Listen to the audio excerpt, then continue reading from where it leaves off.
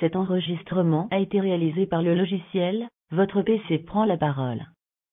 Le Monde, 20 octobre 2016.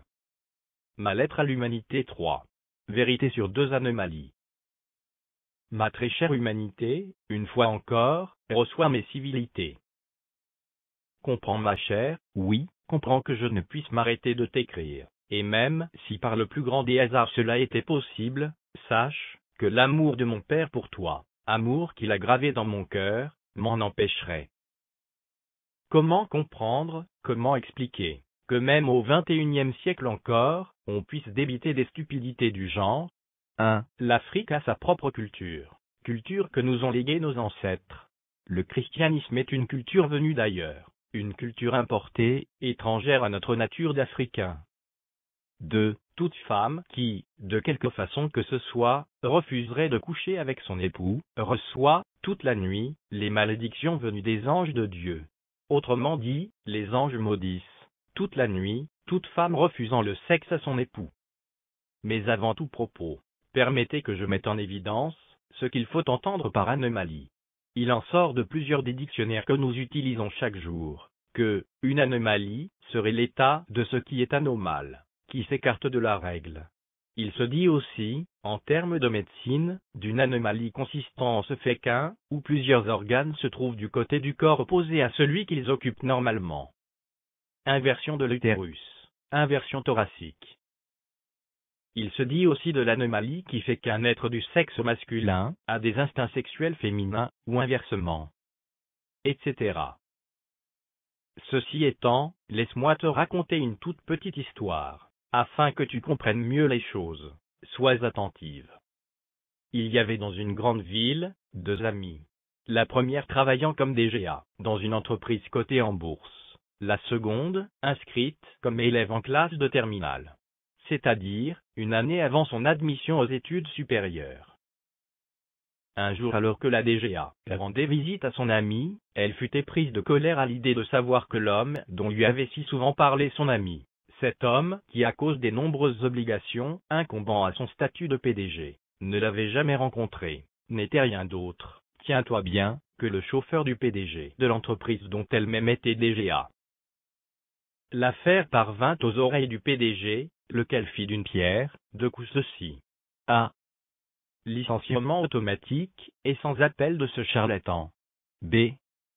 Recherche des voies visant à rétablir sans condition l'honneur de la jeune femme. Ma très chère humanité, avant que de te demander en quoi le PDG serait-il responsable de la perte d'honneur de cette jeune femme, écoute la suite de l'histoire. Le PDG, après le licenciement automatique et sans appel de son chauffeur, diligenta plusieurs de ses plus fidèles serviteurs, afin de porter une fois encore les paroles issues de son cœur attristé par le déshonneur qu'avait subi cette dernière à cause de lui. Mais le cœur de la jeune femme saignait, car partagé entre le mensonge de toute une vie et l'apparition soudaine de ce qui était de toute évidence la vérité vraie. Après plusieurs tractations sans réel impact, le PDG décida de se rendre personnellement au domicile de la jeune femme, et lui dit « Je suis coupable de ton déshonneur. J'ai eu confiance à un serviteur qui à tout point de vue, ne la méritait pas. J'ai dans sa bouche placé mes paroles, afin qu'il te les déclare. J'y ai aussi veillé à ce que tu ne manques absolument de rien. Maison, voiture, bijoux, vêtements, argent de poche. Cette vie d'abondance que tu as, vient de moi, par amour pour toi. Mais cet imposteur, ce charlatan, ce mauvais serviteur a fait de mes paroles pour toi, siennes, en plus de mon or, et de mon argent pour te séduire et faire de toi, sa compagne. Pardonne-moi, car tout comme toi j'ai été trompé. Il me disait de ta part qu'il te fallait du temps avant de me rencontrer, ma bien-aimée. Je t'ai aimé, je t'aime, et je veux encore t'aimer. Accepte-moi et reçois-moi dans ta vie de tous les jours, et je ferai de toi une reine. J'essuierai tes larmes, je garnirai tes pierres d'antimoine, et je te donnerai des fondements de saphir. Je ferai tes créneaux de rubis, tes portes d'escarboucles, et toute ton enceinte de pierres précieuses. Tous tes fils seront disciples de l'Éternel, et grande sera la prospérité de tes fils. À la jeune femme de répliquer, mais tu es un étranger, je ne te connais pas assez. Par contre, celui que tu dis avoir envoyé vers moi, oui, celui-là même que tu appelles ton chauffeur, ton serviteur, mais c'est lui que je connais depuis toujours. Mes parents, mon père, ma mère, et même mes grands-parents, ne connaissent que lui. Alors, je te somme d'arrêter de mentir sur mon PDG. Ma très chère humanité, fils de l'homme, mesdames et messieurs, sachez par cette histoire que Dieu, après qu'il ait chassé hors du jardin d'Éden l'homme, Adam et Ève, eu égard à sa désobéissance, il continuait malgré tout de l'aimer. Raison pour laquelle, de tout temps, il n'a cessé d'envoyer vers l'homme ses serviteurs. Mais à cause de l'incrédulité galopante de ce dernier, ses paroles n'eurent aucun réel impact. De ce fait, il entreprit d'envoyer, pour racheter l'homme du péché qui l'éloignait de la face du Très-Haut, le Fils de l'homme, l'agneau de Dieu, le Prince de paix, le Christ, Dieu, afin de briser les entités maléfiques et démoniaques, donner aux nations leur liberté, proclamer une année de bénédiction, et un jour de vengeance de notre Dieu, pour consoler tous les affligés, pour accorder aux affligés de Sion, pour leur donner un diadème au lieu de la cendre, une huile de joie au lieu du deuil, un vêtement de louange au lieu d'un esprit abattu, afin qu'on les appelle les térébintes de la justice, une plantation de l'Éternel, pour servir à sa gloire. Ma très chère humanité, j'aimerais, je te prie, que tu indiques à l'Afrique, et au reste des continents de ce monde, que les grands-parents des grands-parents de leurs grands-parents ne sont aucunement leurs ancêtres pour que leur culture soit la leur. En revanche, Adam et Ève, eux, le sont, et leur culture qui leur a été donnée de Dieu, est également la leur. Ma très chère humanité, fils de l'homme, mesdames et messieurs, trouvez-vous ces paroles incompréhensibles? Moi pas. Souvenez-vous d'Abraham. Il a jadis, tout comme vous aujourd'hui, reçu ces paroles. Qu'en a-t-il fait? Il est entré dans la salle où étaient entreposées les idoles en fonte ou en bois que vénéraient ses pères. Et en leur absence, détruisit toutes les statuettes, mais laissa une seule, afin de tourner en dérision toute personne qui lui poserait une quelconque question en ce sens. De retour des champs, le peuple fut frappé de langueur à la vue du carnage qu'il y avait dans la salle où il adorait ses idoles de bois. Il tourna le regard vers Abraham, qui manifestement n'avait pas quitté la salle, et lui posa la question de savoir ce qui s'était passé. Mais comme il s'y attendait, il dit au peuple, « Pourquoi au lieu que de poser la question au dernier survivant de ce que vous appelez vos dieux, vous me la posez à moi qui ne suis point un dieu? Demandez-lui de vous dire de sa bouche s'il en est capable, ce que ses yeux, s'ils étaient réels, auraient pu voir. » Confus et saisi de honte, le peuple, ne sachant quoi répondre à cette réplique d'Abraham, le chassa de la salle. Mais Dieu, le Tout-Puissant, celui par qui, et pour qui toutes choses sont, du haut des cieux, vit ce qu'Abraham avait fait, fut touché, et cela lui plut. De là, il dit à Abraham, « Pars de ton pays, et je te bénirai, car j'ai fait pour toi un très beau projet. » Et ce beau projet, ma très chère humanité, nous le connaissons tous. Peuple d'Afrique, et du monde, je vous apporte une bonne nouvelle, et la bonne nouvelle que j'apporte est celle-ci. Votre captivité dans le péché est terminée, Dieu accomplit la promesse qu'il a faite à Israël, Abraham, et se réconcilie enfin avec l'homme. Dieu vient à vous, à tous sans exception, même le plus infortuné d'entre vous, n'allez pas fermer la porte à sa face. Ma très chère humanité, indique, je te prie, indique aux fils de l'homme, et plus particulièrement aux femmes musulmanes, que le cœur de Dieu n'est que pardon. Et c'est à ce titre, que les anges de Dieu n'ont pas pour rôle, de maudire les fils de l'homme, mais veiller, et les avertir de toutes circonstances heureuses ou malheureuses, là est leur rôle. Ma chère, illustre-leur cela, afin qu'ils comprennent bien que nous disons ce que nous savons.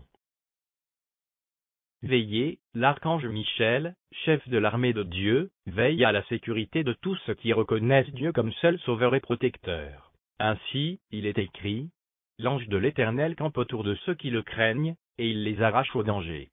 Aucun malheur ne t'arrivera, aucun fléau n'approchera de ta tente.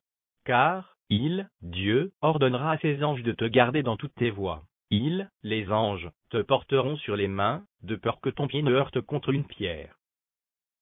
Avertir, du temps d'Hérode, roi de Judée, il y avait un sacrificateur, nommé Zacharie, de la classe d'Abia. Sa femme était d'entre les filles d'Aaron, et s'appelait Élisabeth. Tous deux étaient justes devant Dieu, observant d'une manière irréprochable tous les commandements, et toutes les ordonnances du Seigneur. Ils n'avaient point d'enfants, parce qu'Élisabeth était stérile, et ils étaient l'un et l'autre, avancés en âge. Or, pendant qu'il s'acquittait de ses fonctions devant Dieu. Selon le tour de sa classe, il fut appelé par le sort, d'après la règle du sacerdoce, à entrer dans le temple du Seigneur pour offrir le parfum.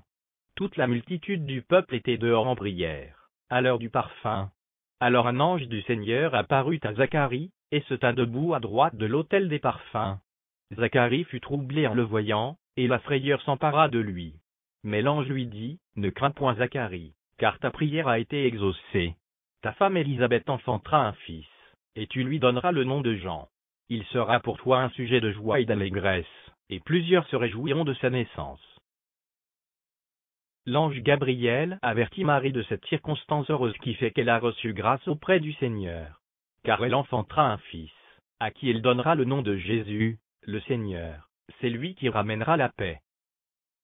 Un ange du Seigneur apparut en songe à Joseph, et dit, « Lève-toi, prends le petit enfant et sa mère, fuis en Égypte, et reste-y jusqu'à ce que je te parle, car Hérode cherchera le petit enfant pour le faire périr. » Quand Hérode fut mort, voici un ange du Seigneur apparut en songe à Joseph, en Égypte, et dit, « Lève-toi, prends le petit enfant et sa mère, et va dans le pays d'Israël, car ceux qui en voulaient à la mort du petit enfant sont morts. » Ma très chère humanité, dis-moi à quel rendement un homme qui remet 2000 francs, c'est-à-dire, moins de 4 € à cette femme qui doit nourrir 3 de ses enfants en plus d'elle-même.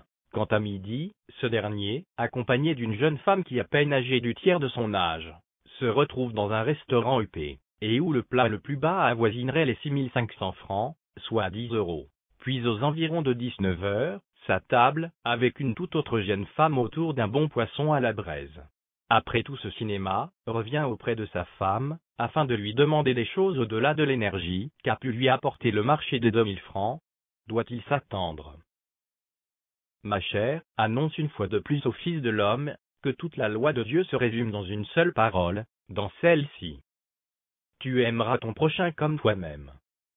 Autrement dit, si tu apprécies d'être au volant d'une voiture, aux commandes d'un hélicoptère, avion, si tu apprécies de bons mets, de beaux vêtements, de belles chaussures, pour faire simple, si tu aimes les bonnes choses, sache, mon frère, que ta femme, ta sœur, ta fille, ta nièce, ou ta mère, et ta tante, tout comme toi, apprécieraient tout autant. Alors, sois juste. Il vous enseigne, musulmane, la parole de Dieu, mais y intègrent encore des règles sans réel fondement, visant à vous restreindre le contact avec le livre, source de ce qu'ils disent vous enseigner de la part du Très-Haut. Ainsi parle l'Éternel, ton Dieu, mon peuple est détruit parce qu'il lui manque la connaissance. Ma chère, les commandements que Dieu a donnés à Moïse, il y a bien longtemps, ne doivent pas rester pierre morte, vénérée par des esprits irréfléchis. La pierre est sur quoi la loi avait été écrite, mais la loi elle-même est vivante. Et les choses vivantes ne changent pas constamment. Un homme est fait de chair et de sang et il change, mais ne reste-t-il pas le même homme? Dieu veut écrire la loi dans vos cœurs. Chère humanité, fils de l'homme, mesdames et messieurs, sachez qu'à la question de savoir s'il y aurait quelque chose qui soit impossible à Dieu, les religions judaïques, chrétiennes et islamiques s'accordent à dire que rien n'est impossible à Dieu. Autrement dit, Dieu est capable de tout sans exception. D'où vient alors que Dieu n'a point engendré, s'il peut tout? Syllogisons cette contradiction absurde, par une simple comparaison de prémices, afin de bien mettre en exergue le manque criard de connaissance de ceux qui disent connaître Dieu, pour qu'ils enseignent aux autres à le connaître. Grand A. Tous les hommes sont mortels. Or, Socrate est un homme. Donc, Socrate est mortel. Ce syllogisme respecte la logique, et n'affecte aucunement l'entendement de l'homme, n'est-ce pas? Grand B. Dieu n'a point engendré, disent ceux qui croient en l'unicité de Dieu. Or, rien n'est impossible à Dieu, disent encore ces derniers. Donc, d'où vient que Dieu n'a point engendré, s'il peut tout? Et celui-ci, respecte-t-il d'après vous la logique pour l'entendement de l'homme? Ma très chère humanité, que dire de tout ceci? Les hommes peuvent enfanter, mais pas leur Créateur. Comment me complaire aux caprices de ces hommes qui disent une chose, et son contraire? Comment me complaire aux caprices de ces hommes qui se plaisent à dire qu'ils connaissent la vérité, quand je sais que, même si elle leur tombait sur la tête, ils la louperaient quand même? Ma très chère humanité, si l'on ne peut comprendre les choses basiques de ce monde, dis-moi alors comment ces hommes comprendraient-ils, quand je leur parlerai des choses célestes. Ma chère, dis-moi pourquoi chaque couple, au lieu de prendre son lit, afin de le placer en plein jour sur la voie publique, et y faire l'amour, préfère le laisser dans un lieu secret nommé chambre. Quoi? Parce qu'il veut préserver son intimité, dis-tu. Alors, dis-moi pourquoi ces ignorants prient-ils en plein jour sur les voies publiques, ou dans les coins de rue, ainsi que sur les toits devant l'armée des cieux, pour être vus des hommes. Si leurs lieux de culte sont bondés, qu'ils reviennent à leur domicile, afin d'y trouver là, un coin tranquille, à l'abri des regards et y prier sereinement Dieu. Ou bien, Dieu ne mérite-t-il pas lui aussi d'avoir des moments d'intimité avec ceux qui s'approchent de lui? Ne dites surtout pas, nous sommes religieux. De peur que je ne vous dise ce qui a jadis été dit aux pharisiens lorsque troublés par la clarté de l'enseignement du Fils de l'homme, ils dirent, mais nous sommes fils d'Abraham. Dieu ne remplit-il pas, ma chère, le ciel, pour que les fils de l'homme soient obligés chaque année d'aller mourir piétinés, étouffés, à cause de l'imprudence de ceux qui organisent ces safaris, dits expéditifs? C'est quoi ce monde où des milliers de pères et mères de famille, chaque année trouvent la mort, tandis que les organisateurs de ces bains de sang se la coulent douce? En vérité, je vous le dis, Dieu, que vous habitiez au nord ou au sud, à l'ouest ou à l'est, il s'y trouve alors. Arrêtez de permettre à l'Arabie Saoudite d'acheter des armes de destruction massive, des avions de chasse qui tuent au Yémen, en Syrie, ceux qui déjà pleurent un père, une mère, un frère, une sœur, un neveu, une nièce, un époux, une épouse, grâce à leur fonds de pèlerinage dont vous êtes les principaux pourvoyeurs. Vous ne savez pas quoi faire de votre argent. C'est simple. Regardez tout autour de vous, s'il n'y a pas là, quelques malheureux qui auraient volontiers besoin d'aide. Aidez ces malheureux, sans distinction de race, d'ethnie, de nationalité, ou de religion, et l'Éternel, votre Dieu, vous le rendra. Car il est écrit, que celui qui donne aux pauvres, prête à Dieu, et Dieu n'est point injuste, pour vous l'oublier. Et il est justement dit en ce sens, que, heureux, celui qui s'intéresse aux pauvres. Au jour du malheur l'Éternel le délivre, l'Éternel le garde, et lui conserve la vie. Il est heureux sur la terre, et tu ne le livres pas au bon plaisir de ses ennemis. L'Éternel le soutient sur son lit de douleur, tu le soulages dans toutes ses maladies. Ma très chère humanité, déclare encore pour moi à ces fils de l'homme qui n'en font qu'à leur tête, quand bien même, je l'ai de long en large expliqué dans la lettre précédente, que le voile ne devrait pas être un effet de mode, car il ne sert qu'à deux occasions spécifiques. Lorsque les femmes adressent des prières et des supplications à l'endroit de Dieu, premièrement, pour le bien des autres, puis, pour le leur. Lorsqu'elles se sentent le besoin de partager avec les autres ce qu'elles ont appris de Dieu, pour le bonheur de tous. Nota bene. Petit 1. Les hommes n'ont pas à se couvrir la tête quand ils prient ou prophétisent, car ils sont l'image et la gloire de Dieu. Les femmes, au contraire, à cause des anges, doivent se couvrir la tête quand elles prient ou prophétisent, afin d'indiquer à quelle autorité elles appartiennent. Toutefois, la femme n'est pas sans l'homme, et l'homme sans la femme, car les deux ne font qu'un. Et tout vient de Dieu. Ma chère, déclare une fois encore à ces imbéciles, oui, à ces idiots, détenteurs de veto au sein du Conseil de sécurité de cette infâme organisation de bandits chefs d'État, de gouvernements corrompus, qu'est l'ONU, qui provoquent des incendies dans nos États, puis viennent jouer aux pompiers, qu'il est dit, qu'il est presque impossible qu'il n'arrive de scandale dans ce monde. Et celui qui l'a dit, ne s'est pas arrêté là, il a ajouté ceci, mais malheur à celui par qui ces scandales arrivent, car il aurait été préférable pour lui, qu'il n'existât point. Il aurait mieux fallu pour lui qu'il attache une meule à son cou, puis la jetât en plein mer, que de voir ce jour qui vient, telle une fournaise ardente.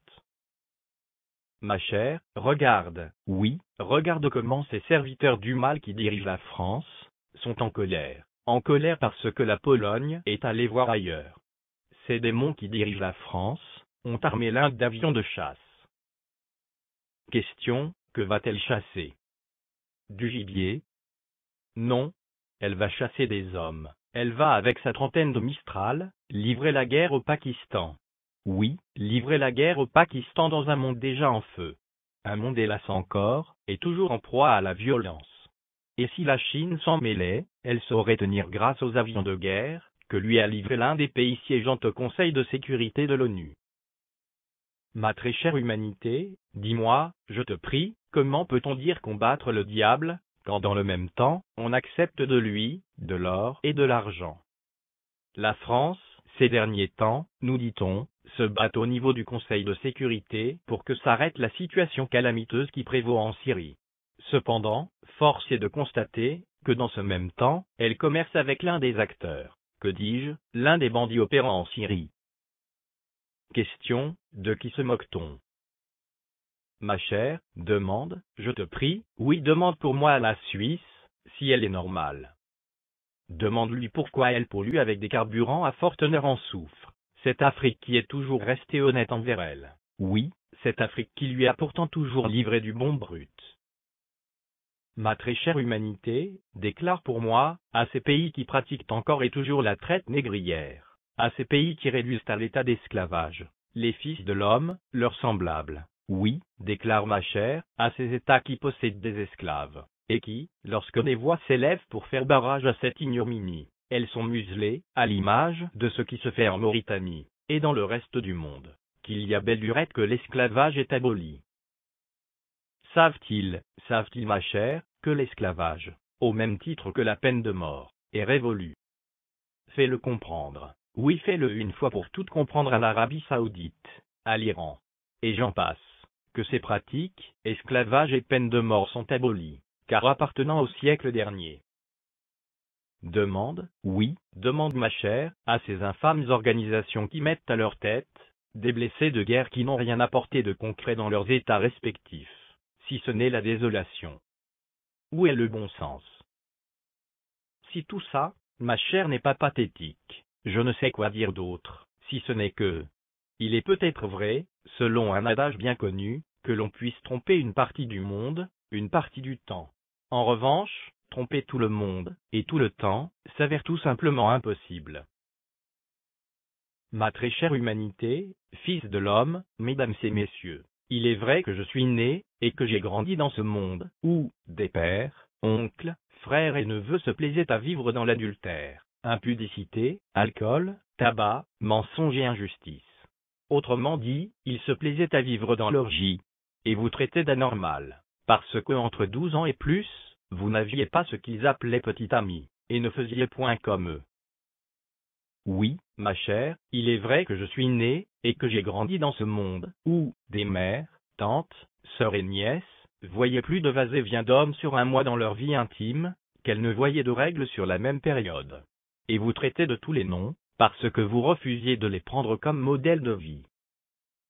Il est également vrai, ma chère, que je suis né, et que j'ai grandi dans ce monde, où, tout comme Abraham, j'ai vu un abominable mensonge emmener des hommes et des femmes à se prosterner devant l'ouvrage de leurs mains. Mieux encore, ils se permettaient d'appeler cette abomination Dieu.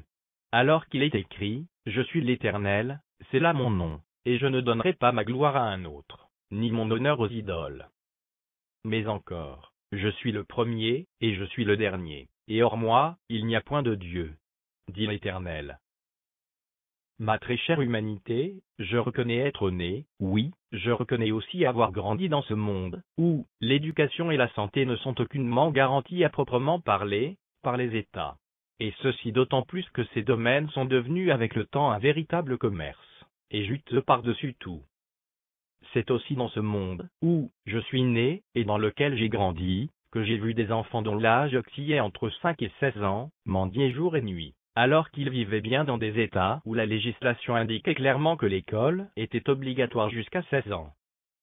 C'est par ailleurs là aussi, que j'ai vu la maltraitance dont étaient malheureusement victimes ces enfants qui n'avaient pourtant pas besoin de grand-chose. Et ceci, dans toujours et encore des États, dont certains bâtiments portaient des inscriptions du genre, UNICEF, ou Save the Children. J'ai observé, ma chère, et vu comment des chefs d'établissement revendaient aux parents d'élèves des manuels interdits à la vente. J'y ai également observé une pratique répandue dans ce monde, où je suis né, et dans lequel j'ai grandi, s'affirmer comme un des piliers du système des choses de ce monde, les MST, et MMA, moyenne sexuellement transmissible. Moyenne monétairement acquis. J'ai vu le dernier de la classe obtenir le bac d'office, tandis que ceux qui avaient sans conteste brillé au cours de l'année, être recalés. J'ai vu des agrégés et docteurs en droit prononcer l'ajournement après ce qui s'apparentait à la soutenance d'un étudiant qui avait été déclaré admissible dès la première session d'examen, et dont il ne suffisait plus que d'avoir 11 sur 20 en notes de mémoire, pour s'inscrire en année de thèse. De ce qui précède, je me suis plus d'une fois demandé comment un encadreur qui n'a brillé que par son effacement, et que de nom, et qui plus est docteur en droit, avait pu accepter de se retrouver président d'un jury constitué de 2 personnes, en tête desquelles lui-même, juge et partie au sein d'une même affaire, puis rejeter le travail d'un étudiant qu'il reconnaissait selon ses propres dires, brillant. Plus étonnant encore, j'ai vu des hommes qui hébergeaient leur argent dans des paradis fiscaux, ainsi que ceux qui dans leurs états respectifs avaient facilité de telles politiques, de même que les corrompus de la pire espèce, être promus à la tête des structures créées justement pour lutter contre l'évasion fiscale, d'une part, et contre la corruption, d'autre part. J'ai regardé avec dédain ces politiques qui, prêtant serment sur des constitutions qui limitaient les mandats présidentiels à 2, se retrouvaient sans éprouver la moindre honte à briguer un 3e, 4e, voire 5e, 6e et même 7e mandat. Et d'autres perpétraient des coups de force ou coups d'État, laissant derrière des milliers de violets, de familles endeuillées de par le monde. Quant eux, cela coulait douce avec leurs aveugles de femmes, d'enfants, de familles, et d'amis dotés d'une stupidité à tomber à la renverse. Dans ce monde, où je suis né, et dans lequel j'ai également grandi, je me suis vu surpris d'étonnement, moi dont rien ne devrait en principe plus étonner. Des prêtres qui ne savent nullement lire une disposition légale, être à la tête de cette délégation, qui devait permettre à un transgresseur des lois établies, de rester en fonction au-delà du temps fixé. Alors qu'il aurait été plus indiqué, que ces derniers lui signifient clairement que des hommes avaient perdu la vie, afin que la disposition légale selon laquelle nul ne peut briguer plus de 2 mandats, ne soit violée. Ainsi aurait-il compris qu'il n'y avait aucun compromis possible, car les fenêtres étaient déjà fermées, et la porte de sortie largement ouverte. J'ai vu, ma chère, oh, que j'ai vu, à travers l'élection d'un homme pour qui Dieu avait gommé toutes les frontières du monde, la possibilité que le rêve de Martin Luther King se réalise de la plus belle des manières. Cependant, cet homme se limita à être à la tête d'un petit pays à l'échiquier mondial, lui que Dieu n'avait point limité. Quel gâchis! Oui, c'est dans ce monde, où je suis en effet né, et dans lequel j'ai grandi, que j'ai vu des médecins et aides-soignants jubiler à la vue d'un trop-plein de malades, et assez mal en point, car ce n'était rien d'autre que de la clientèle, et du business. J'y ai aussi vu des hommes ressortir des centres hospitaliers, ou cliniques, mais avec des pathologies qu'ils n'avaient pas en rentrant. J'ai vu, oh, j'ai vu avec la main portée à la bouche, des médecins et aides-soignants dérober des médicaments alloués à la prise en charge gratuite des personnes atteintes de tuberculose et de VIH-Sida, puis, de manière effrontée, indiquer aux patients la direction des officines privées pour l'achat d'un traitement pourtant garanti pour l'année, et dont la dotation s'est faite il y a moins de 3 mois. Cause avancée, pénurie de médicaments. Plus étonnant encore, j'ai observé le domaine des nouvelles technologies. Et qu'est-ce que j'y ai vu? Une similarité époustouflante d'avec celui de la santé publique. Le domaine des nouvelles technologies est une plateforme de recherche. Idem pour celui de la santé publique. Dans le domaine des nouvelles technologies, nous avons des hommes spécialisés dans la recherche du bien-être des machines, et de cette recherche, on aboutit à la découverte, création des programmes appelés virus, maladies, et lesquels programmes, sans arriver à comprendre le mécanisme par lequel ils se retrouvent loin des laboratoires de recherche, affectent le bon fonctionnement de nos appareils. Puis vient l'antivirus, remède, qui reste toutefois onéreux, permettant ainsi à pallier entre guillemets aux problèmes provoqués par la survenue des virus. Idem pour celui de la santé publique. Question, et tout ceci, pourquoi? Pour l'amour effréné de l'argent. La cupidité quoi? Il est plus que vrai, ma très chère humanité, fils de l'homme, mesdames et messieurs, que je suis né, et que j'ai grandi dans ce monde, où j'ai vu la cupidité emmener des pères, et des mères, des frères et des sœurs, des neveux et des nièces, les fils de l'homme à commettre les pires atrocités qui aient été données de voir. J'ai notamment vu des humains comme possédés, vendre aux consommateurs, au vu et au su de la société civile, et de l'association de la protection du consommateur une eau non potable, en se targuant du contraire. J'ai été horrifié que de voir des humains mettre à la disposition d'autres humains, et ceci, dans le circuit de l'agroalimentaire, des poussins enflés, suite à des injections portées à leur corps inerte. J'ai aussi été frappé de voir du riz fait à partir de la matière plastique. De même que le mélange de pâte d'arachide à celle du carton d'emballage, ou de la farine pour bonifier le rendement, suivi en quelques minutes de la création à base de liquide chimique de couleur verdâtre, du chou-pomme. J'ai vu dans une benne à broyer le cheval, l'âne et le bœuf devenir une pâte homogène à partir de laquelle sont faites nos saucisses. J'ai été attristé que de voir les petits plats de mon enfance être remplacés par des OGM, organismes génétiquement modifiés, ainsi que le frelatage d'autres produits de consommation, et sans que personne ne tire véritablement la sonnette d'alarme. C'est aussi dans ce monde, où je suis effectivement né, et dans lequel j'ai grandi, que j'ai vu l'ignorance emmener les petites amies, femmes de brouteurs, escrocs, voleurs, bandits de grand chemin jubiler à la vue des biens, issus de leur basse besogne.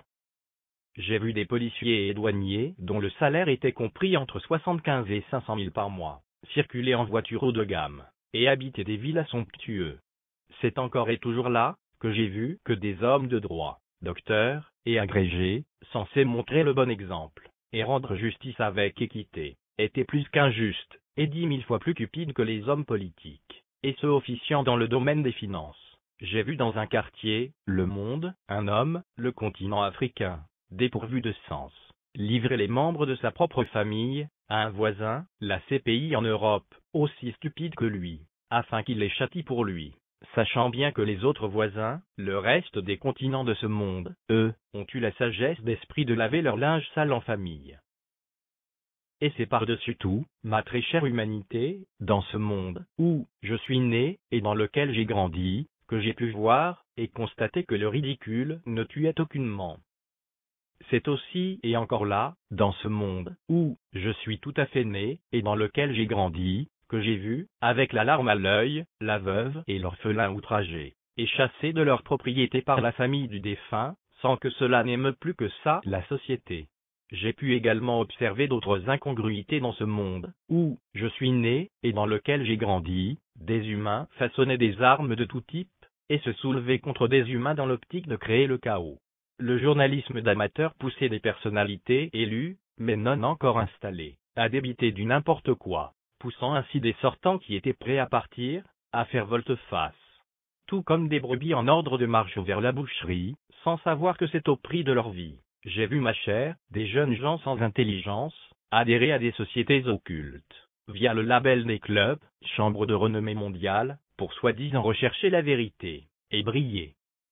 J'ai par-dessus tout vu, et constaté, que lorsqu'un homme servait la cause du système de choses de ce monde, où je suis né, et dans lequel j'ai également grandi, il était traité en héros.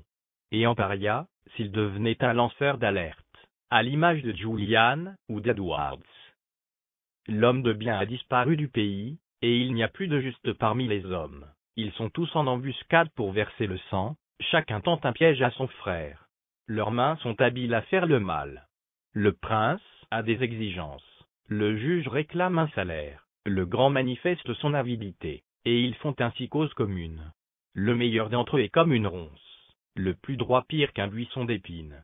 Et c'est malheureusement là aussi, que j'ai vu qu'il ne fallait pas croire un ami, encore moins se fier à un intime, et que devant celle qui repose sur ton sein, il était mieux de garder les portes de sa bouche bien fermées.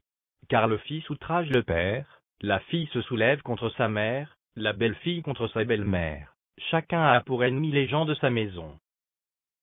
Il est désormais, ma très chère humanité, fils de l'homme, mesdames et messieurs, prouvé qu'il est plus que vrai que je suis né, et que j'ai grandi dans ce monde, où, tout comme l'Ecclésiaste, j'ai appliqué mon cœur à rechercher et à sonder par la sagesse, tout ce qui se fait sous les cieux.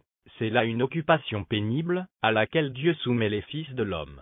J'ai vu tout ce qui se fait sous le soleil, et voici, tout est vanité et poursuite du vent.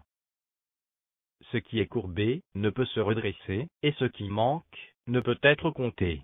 J'ai donc ainsi appliqué mon cœur à connaître aussi bien la sagesse que la sottise et la folie. J'ai compris que cela aussi, c'est la poursuite du vent.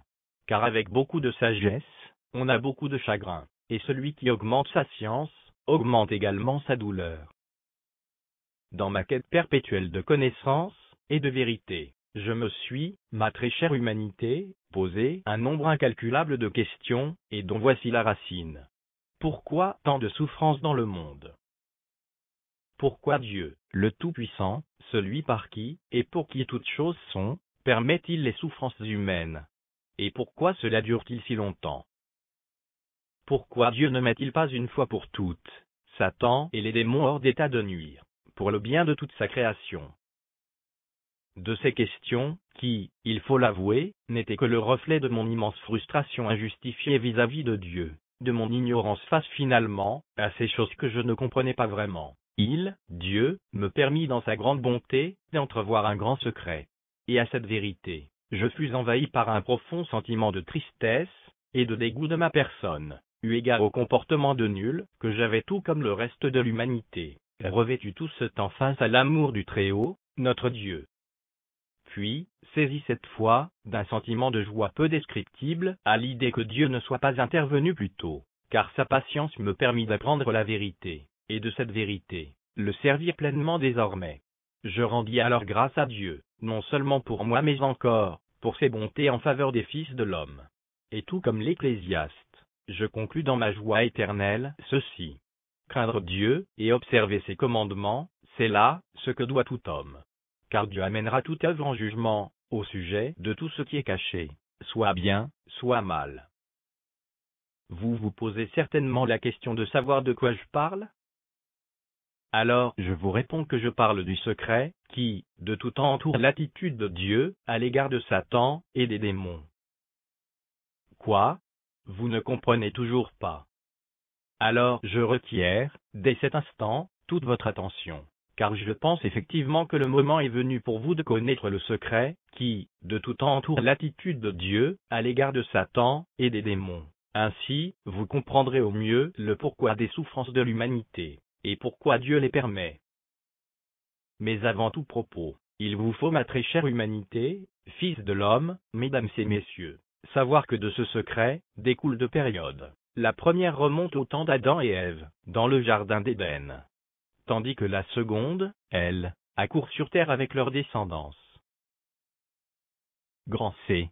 Le secret qui de tout temps entoure l'attitude de Dieu, à l'égard de Satan et des démons. Adam et Ève dans le jardin d'Éden. Lorsque Satan poussa Adam et Ève à désobéir à l'Éternel, une question d'une importance capitale fut soulevée. Satan ne contestait nullement, ma chère, la puissance de l'Éternel, car il la savait lui-même illimitée. C'est par contre le droit de dominer de l'Éternel qu'il remit en question. En traitant Dieu de menteur qui prive ses sujets de bonnes choses, il l'accusait d'être un mauvais dirigeant. Il sous-entendait que les humains seraient plus heureux sans la domination de Dieu. Ainsi attaquait-il la souveraineté de l'Éternel, son droit de dominer. Adam et Ève se rebellèrent contre l'Éternel. Ils dirent en quelque sorte, nous n'avons pas besoin de l'Éternel pour nous diriger. Nous sommes assez grands pour déterminer ce qui est bien, et ce qui est mal pour nous. Question, comment l'Éternel pouvait-il régler ce problème? Comment pouvait-il enseigner à toutes les créatures intelligentes que les rebelles avaient tort, et que seules ces façons d'agir étaient, et restaient meilleures? De l'avis de certains, il aurait suffi qu'ils détruisent les rebelles, et qu'ils recommencent tout à zéro. Mais il avait exprimé, rappelez-vous, son intention de remplir la terre avec les descendants d'Adam et Ève, et il voulait que ses descendants vivent dans un paradis sur la terre. Dieu accomplit toujours ses desseins. De plus, en se débarrassant des rebelles en Éden, il n'aurait pas réglé la question soulevée à propos de son droit de dominer. Prenons un exemple. Imaginez qu'un professeur explique à ses élèves comment résoudre un problème compliqué. Un élève intelligent, mais rebelle, affirme que la solution du professeur n'est pas la meilleure, et déclare en connaître une bien meilleure, ce qui sous-entend que le professeur est un incapable. quelques élèves pensent qu'il a raison, et se rebellent à leur tour. Question: que doit faire le professeur? S'il met les rebelles à la porte, quel effet cela aurait-il sur les autres élèves? Ne croiront-ils pas que l'élève rebelle, et ceux qui ont pris son parti ont raison? Le professeur ne risquerait-il pas de perdre son respect vis-à-vis des élèves encore acquis à sa cause, si la pensée qu'il a peur qu'on prouve qu'il a tort effleurait leurs esprits? Maintenant, supposez que le professeur laisse le rebelle montrer à la classe comment lui, il résoudrait le problème. L'Éternel, notre Dieu, mesdames et messieurs, a agi un peu comme ce professeur. Souvenez-vous qu'en Éden, les rebelles n'étaient pas les seuls concernés, des milliers d'anges observaient. Ceci indiquait que la façon dont l'Éternel traiterait la rébellion aurait des conséquences sérieuses sur tous les anges, et au bout du compte sur toute la création intelligente. Qu'a-t-il fait, par conséquent? Il a permis à Satan de montrer comment il dominerait l'humanité. Il a également laissé les humains se diriger eux-mêmes, sous l'autorité de Satan. Dans l'exemple que nous avons pris, le professeur sait que le rebelle et les élèves qui le soutiennent ont tort. Mais il sait aussi que, s'il les laisse essayer de prouver ce qu'ils prétendent, toute la classe en tirera profit. Lorsque les rebelles échoueront, tous les élèves honnêtes verront que lui seul est compétent pour diriger la classe ainsi. Ils comprendront facilement pourquoi par la suite, il renverra tout rebelle. Pareillement, l'Éternel, notre Dieu, sait qu'il sera profitable à tous les humains, et à tous les anges honnêtes de voir que Satan et les autres rebelles ont échoué, que les humains ne peuvent se diriger sans leur Créateur. Comme Jérémie autrefois, ils apprendront cette vérité fondamentale. Je le sais, ô Éternel. La voie de l'homme n'est pas en son pouvoir, ce n'est pas à l'homme, quand il marche, à diriger ses pas. Question: mais pourquoi l'Éternel tolère-t-il les souffrances depuis si longtemps? Et pourquoi n'empêche-t-il pas les malheurs de survenir?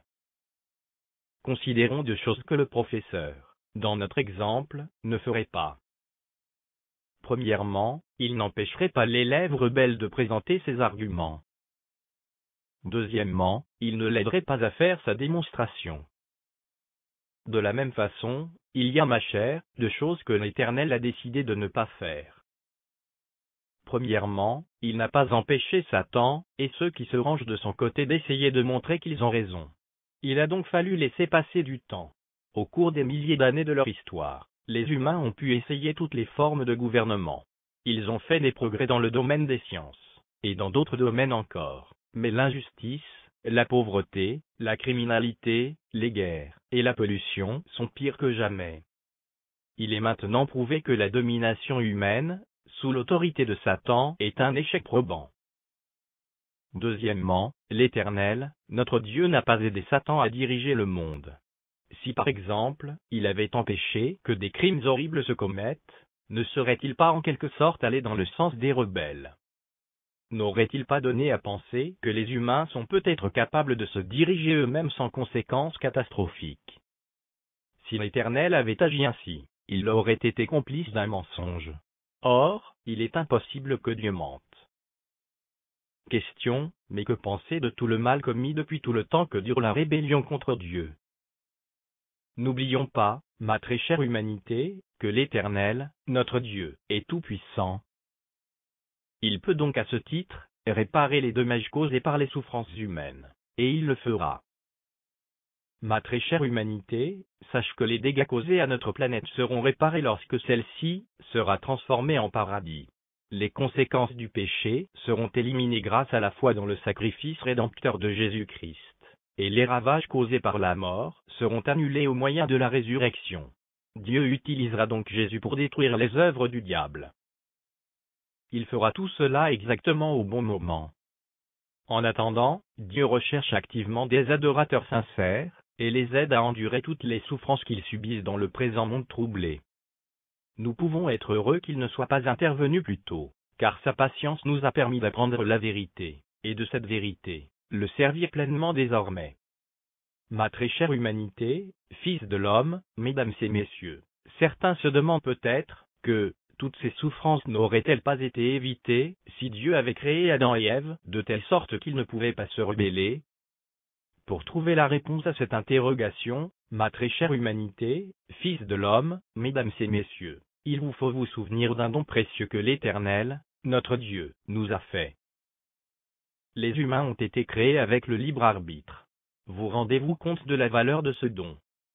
Dieu a fait un nombre incalculable d'animaux, qui sont guidés essentiellement par l'instinct. L'homme a fait des robots qu'il peut programmer, pour obéir à n'importe quel de ses ordres. Aimeriez-vous que Dieu nous ait fait de cette manière? Je pense que non. Nous sommes heureux d'être libres de choisir quel genre de personnes nous deviendrons, quelle vie nous mènerons, qui seront nos amis, etc. Nous aimons avoir une certaine liberté, et c'est d'ailleurs ce que Dieu veut que nous ayons, une certaine liberté. Cela n'intéresse pas Dieu qu'on le serve par contrainte. Citons un exemple. Que préfère un père ou une mère? Un enfant qui dit « je t'aime » parce qu'on le lui ordonne, ou un enfant qui le dit spontanément? La question est donc la suivante. Quel usage ferez-vous du libre arbitre que Dieu vous a donné? Satan, Adam et Ève, eux en ont fait le pire usage qu'on puisse imaginer. Ils ont rejeté le Créateur, celui par qui, et pour qui toutes choses sont. Et vous, que ferez-vous? Vous avez la possibilité de faire du don merveilleux qu'est le libre arbitre, le meilleur usage qui soit. Vous pouvez vous joindre aux millions d'humains qui ont pris position du côté de Dieu. Ils réjouissent le cœur de Dieu, car ils montrent activement que Satan est un menteur, et que sa domination est un échec lamentable. Vous aussi, vous pouvez le montrer en prenant la bonne voie. Ma très chère humanité, fils de l'homme, mesdames et messieurs, nous vous avons révélé, dans ce qui précède, le secret qui, de tout temps entoure l'attitude de Dieu à l'égard de Satan et des démons, dans la période qui remontait au temps d'Adam et Ève, afin de vous permettre de comprendre au mieux le pourquoi des souffrances de l'humanité, et pourquoi Dieu les permet. En revanche, dans ce qui va suivre, il sera certes encore question de vous révéler le secret qui, de tout temps entoure l'attitude de Dieu à l'égard de Satan et des démons, toujours dans l'optique de vous permettre de comprendre au mieux le pourquoi des souffrances de l'humanité, et pourquoi Dieu les permet. Mais cette fois-ci, quant à la descendance d'Adam et Ève, sur terre. Grande D. Le secret qui de tout temps entoure l'attitude de Dieu à l'égard de Satan et des démons. La descendance d'Adam et Ève, sur terre. Dans le grand C, nous vous avons expliqué comment Satan, le diable, a contesté la souveraineté de Dieu. Nous vous disions que le diable avait accusé l'Éternel de mentir, et sous-entendu qu'il était injuste de sa part de ne pas laisser Adam et Ève déterminer eux-mêmes ce qui était bien, et ce qui était mal pour eux. Adam et Ève ont péché. La terre a commencé à se remplir de leurs descendants. Satan a alors mis en doute les mobiles de tous les humains. Les humains ne servent pas Dieu par amour, a-t-il affirmé. Qu'on me laisse faire, et je dresserai contre Dieu n'importe lequel d'entre eux. L'histoire d'un homme du nom de Job montre que Satan croyait à cette affirmation. Question, qui était Job? Et comment a-t-il été mêlé au défi insultant de Satan? Job a vécu il y a un peu plus de 3600 ans avant notre ère.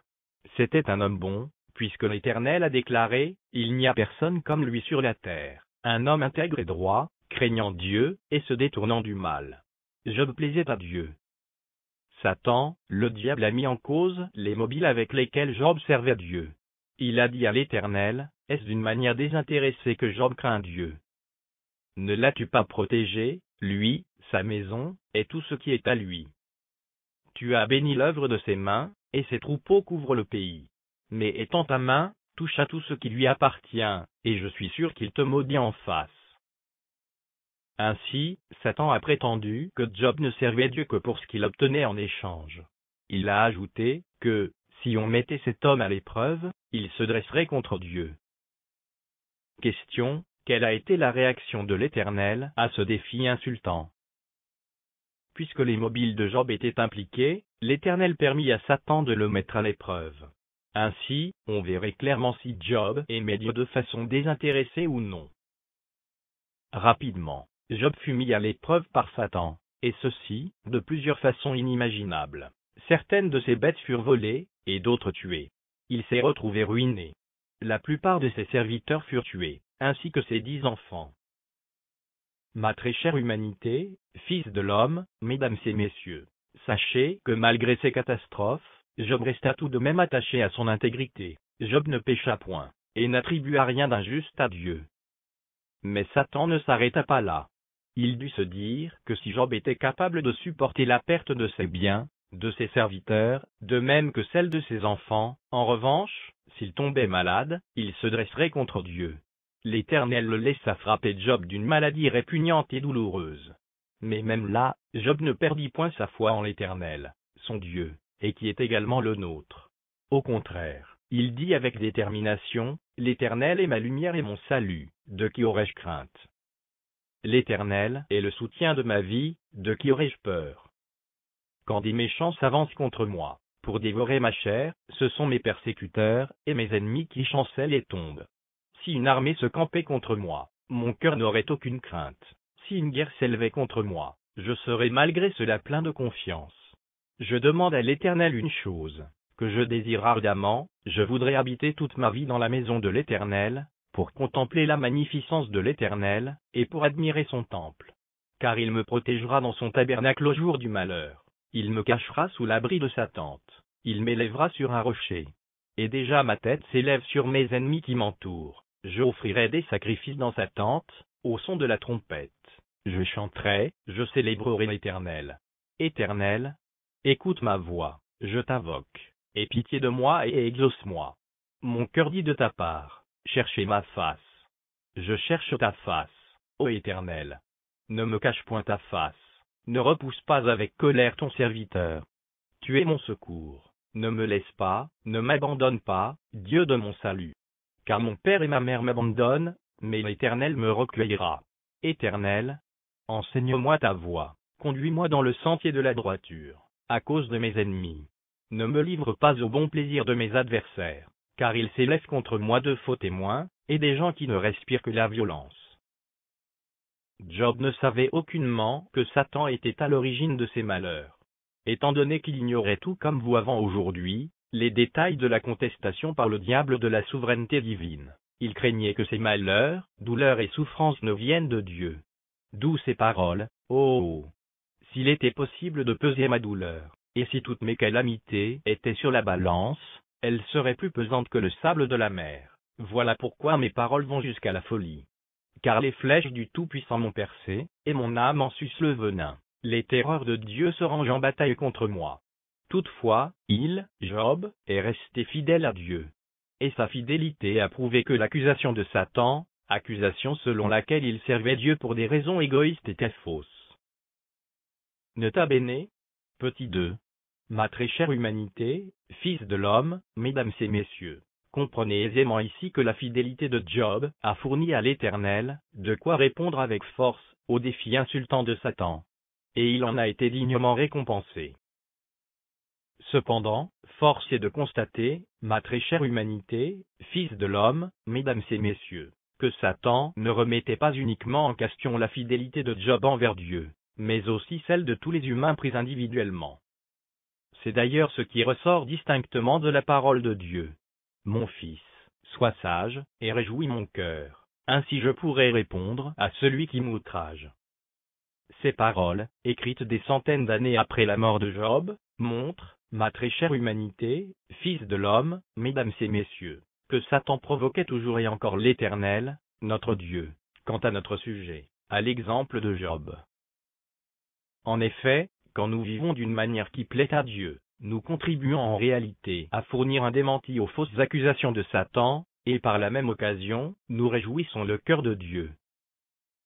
Ma très chère humanité, fils de l'homme, mesdames et messieurs, dites-moi cela vous déplairait-il d'apporter quelque changement dans votre vie, afin de contribuer à démentir les accusations mensongères du diable, à l'exemple de Job. N'oubliez pas que Satan a déclaré à la face du Très-Haut, que, et je cite, « pour tout ce que possède un homme, il le donne pour sa vie. Mais étends ta main, touche à ses os et à sa chair, et je suis sûr qu'il te maudit en face. » En disant un homme, il n'accusait pas seulement Job, mais tous les humains. C'est un point très important. Satan a mis en cause votre fidélité envers Dieu. Il aimerait que vous désobéissiez à Dieu, et que vous n'agissiez plus avec droiture si vous étiez confronté à quelque difficulté que ce soit. Question, Comment Satan essaie-t-il de vous emmener à la désobéissance? La parole de Dieu nous enseigne d'une part, que votre adversaire, le diable, rôde comme un lion rugissant, cherchant qui il dévorera. Son influence peut donc se faire sentir quand des amis, des membres de votre famille, ou d'autres personnes s'opposent à ce que vous recherchiez la parole de vérité, puis la mettiez en pratique. Ainsi, il est écrit, si le monde vous hait, sachez qu'il m'a haï avant vous.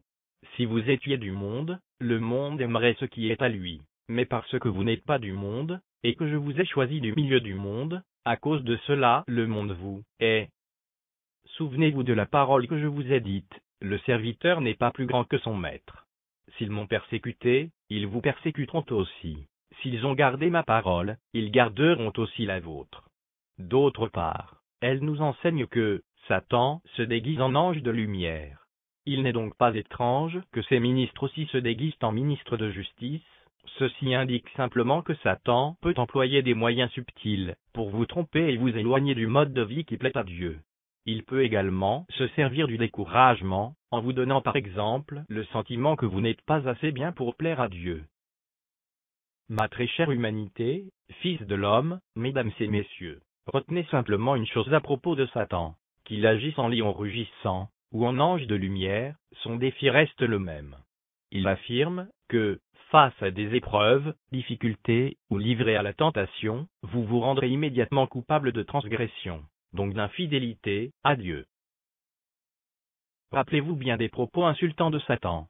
Les humains ne servent pas Dieu par amour, a-t-il affirmé. Qu'on me laisse faire, et je dresserai contre Dieu n'importe lequel d'entre eux. N'importe lequel. Reste jusqu'au bout fidèle à ton Dieu, à l'exemple de Job, et tout comme lui, tu recevras la couronne de gloire. Nota bene, petit 3. Ma très chère humanité, ceci étant, comprends que ma lettre à l'humanité 3 est mon ultime lettre d'amour, d'espoir et de paix pour toi. Tu as reçu du Très-Haut, à partir de ces 3 lettres que sont, ma lettre à l'humanité 1, 2 et 3, les clés d'une vie prospère et éternelle. Alors à toi d'entendre, et de mettre à profit leur contenu.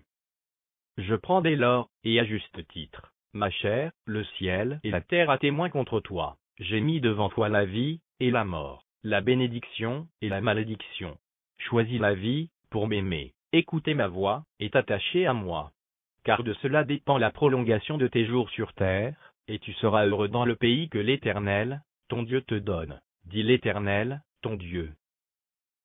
Une fois encore, merci de m'avoir prêté l'oreille. Signé Tommy H. Nzunza. Voici mon serviteur, que je soutiendrai, mon élu, en qui mon âme prend plaisir. J'ai mis mon esprit sur lui, il annoncera la justice aux nations. Il ne criera point, il n'élèvera point la voix, et ne la fera point entendre dans les rues. Il ne brisera point le roseau cassé, et il n'éteindra point la mèche qui brûle encore. Il annoncera la justice selon la vérité.